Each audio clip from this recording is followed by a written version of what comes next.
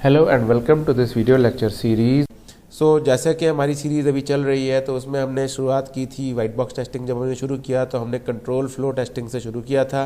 Now this video will be focusing upon basis path testing.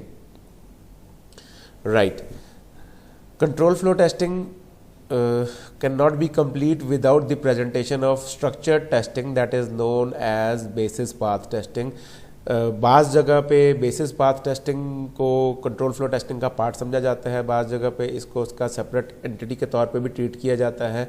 लेकिन हम ये कह सकते हैं कि कंट्रोल फ्लो टेस्टिंग ही हो रही है बेसिस पाथ टेस्टिंग के अंदर।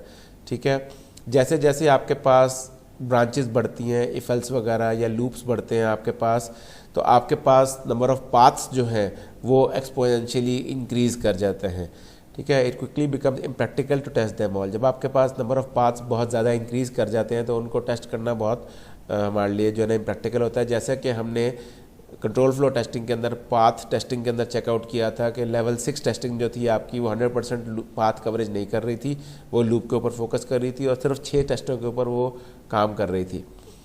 A commonly used method is to compute the number of linearly independent paths, जिसको हम basis path भी कहते हैं, through the code under test. This can be thought of as minimum number of paths that can be combined to generate every possible path। यानी कि कम से कम आपके पास कितने टेस्ट होने चाहिए हैं, कितने पाथ्स होने चाहिए, टेस्ट तो नहीं पाथ्स की बात हो रही है यहाँ पे। Structure testing is based on the pioneering work of Tom McCabe. जैसे कि मैंने कहा कि हम basis path technique Tom McCabe की मेथोडोलॉजी को यूज़ करते हुए करेंगे।